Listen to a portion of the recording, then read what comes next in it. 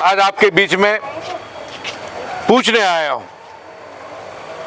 एक तरफ सीट बचाने के नाम पर गुज़िश्ता इलेक्शन में आपने एक मोहतरमा को मौका दिया। इन 5 सालों में मैं समझता हूं कि हिंदुस्तान के आज़ाद होने के बाद से लेकर अब तक किसी भी हुकूमत में, किसी भी समय पर, किसी भी मौके पर मुसलमानों के खिलाफ इतने हमले कभी नहीं हुए। आज गुलबर्गा शहर का ही मामला ले लीजिए आप। हमारी मरकजी मस्जिद महबस सुपर मार्केट में जहां पर है, वहां पर एक आंदोलन का एक स्वामी आकर के ये कहता है कि हम वहां पर अजान माइक निकालेंगे, अजान नहीं बजने देंगे और हनुमान चालीसा लगाएंगे।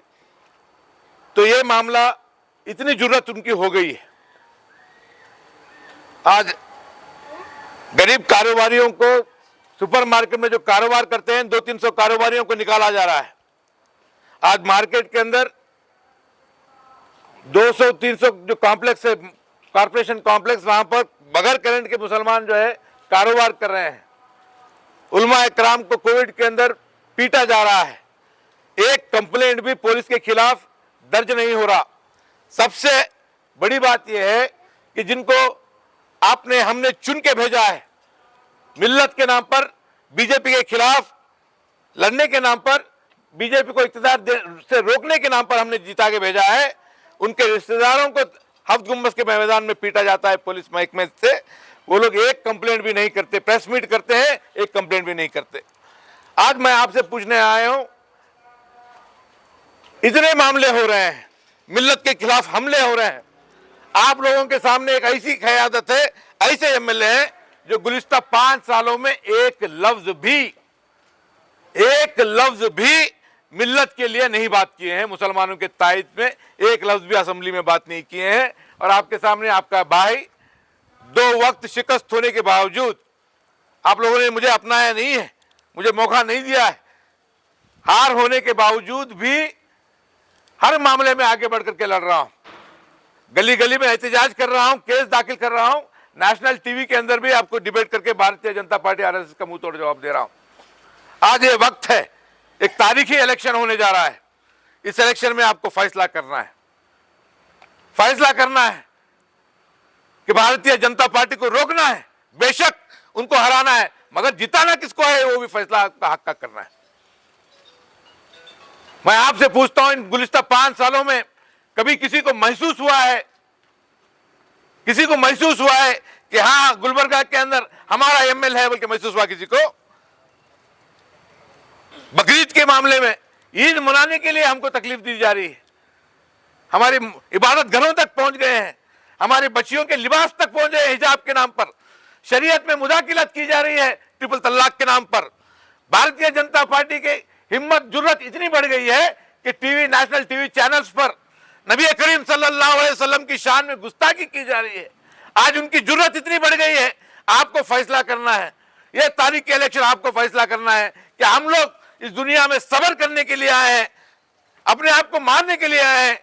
बेशक आज हम हिंदू मुसलमान भाइयों की तरह रहे हैं, इंशाअल्लाह जब तक हैं भाइयों की तरह रहेंगे, मगर इसका मतलब ये नहीं है कि मुसलमानों को दबाया जाए, मुसलमानों के खिलाफ बात की जाए, मुसलमानों की शरीयत के खिलाफ बात की जाए। मैं आपसे पूछने आया हूं, आपके लिए मैं लड़ता आया हूं, हर मामले में आगे बढ़ता आया हूं। आपसे मैं पूछना चाहता हूं, इस बार के इलेक्शन में अगर आप कोई ऐसा वैसा फैसला करते हैं, फिर सीट बचाने के नाम पर फिर वही लोग आएंगे, आपके बीच में आएंगे, भाई देखो नासिर को वोट डाले तो बीजेपी जीत जाएगी, हमको वोट को इत्तेहाद। बेशक इत्तेहाद के साथ हमको फैसला लेना है, मगर किसको वोट डालना है ये भी हक का फैसला होना है, हक का फैसला होना है। कभी महसूस हुआ है आपको कि यहां पर हमारे पास हमारी सीट है? हमारी सीट नहीं थी, एक कांग्रेस पार्टी के सीट थी। मुसलमानों की सीट गुलबर्गा में कभी नहीं थी, क्योंकि मुसलमानों के लिए एक लफ्ज भी असेंबली में बात करने का जो है हमारे पास एग्जाम्पल नहीं है। यह हकीकत बात आपके लिए कर रहा हूं, आपके लिए लड़ रहा हूं, आपके पास आया हूं इतना ही गुजारिश करने के लिए कि इस बार के इलेक्शन के लिए मिल्लत के हक में फैसला कीजिए, मिल्लत के साथ इंसाफ कीजिए, मिल्लत के लिए आवाज उठाने वालों को मौका दीजिए, मिल्लत के साथ भी इंसाफ कीजिए। आपका ये भाई आपके लिए सियासत में 25-30 साल से है, बेबागी से है, हिम्मत से है। मैं आपके बीच में गुजारिश कर सकता हूं, किसी सियासी लीडर के सामने सर नहीं झुकाता। आपसे वायदा करता हूं, जब तक जिंदा हूं आपके जज्बातों का ख्याल रखूंगा, मिल्लत के तहफ़्फ़ुज़ का ख्याल रखूंगा, मिल्लत के शान का ख्याल रखूंगा, मिल्लत को कभी रुसवा नहीं होने दूंगा, मिल्लत को कभी झुकने नहीं दूंगा। अड़ंग के अंदर 165 लोग जेल गए हैं, 10 हमारी माएँ और बहनें जेल गई हैं। याद रखिए, कमजोर क़यादत बहुत महंगी पड़ रही है, बहुत महंगी पड़ रही है। उलमाए कराम पीटे जा रहे हैं पुलिस के हाथ से, केस नहीं दर्ज हो रहा, 165 लोग जेल जा रहे हैं। आपको मिल्लत का वास्ता, आपको अल्लाह का वास्ता फैसला हक का कीजिए, फैसला ये सोच के कीजिए कि मिल्लत के लिए सबसे बेहतर कौन हो सकता है, वो फैसला करेंगे। इस बात को आपको गुजारिश करने के लिए आया हूं। मेरे वालिद भी इस दुनिया के अंदर सियासत में बहुत साल थे, फसादात 1972 के फसादात देखे, सिमी का केसेस हुए, फ्री में उनको छुड़ाए, 92 के फसादात हुए, फ्री में उनको छुड़ाए। उनकी भी कोशिश रही है, मेरी भी कोशिश रही है। मैं आपसे सिर्फ और सिर्फ इतना कहना चाहता हूं कि मेरे लिए कोई गॉडफादर नहीं है, कोई बड़ी सियासी लीडर नहीं है। आपका फैसला मेरे लिए सबसे ज्यादा मायने रखता है।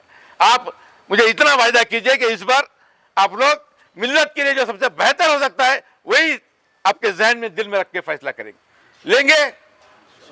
भाइयों, मैं आपसे पूछ रहा हूं, आपसे मिलने आया हूं, हाँ, सच बोलिए, आप किसी सियासी जमात के गुलाम नहीं है, कांग्रेस के गुलाम नहीं है, कांग्रेस हमारा हमदर्द नहीं है, आप जनता दल के गुलाम नहीं है। हम अगर किसी के गुलाम हैं तो हम नबी करीम सल्लल्लाहु अलैहि वसल्लम के गुलाम हैं, पहले से गुलाम है, जब तक क़यामत तक हम उनके गुलाम रहेंगे।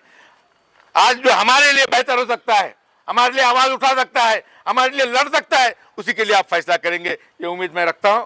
बहुत बहुत शुक्रिया।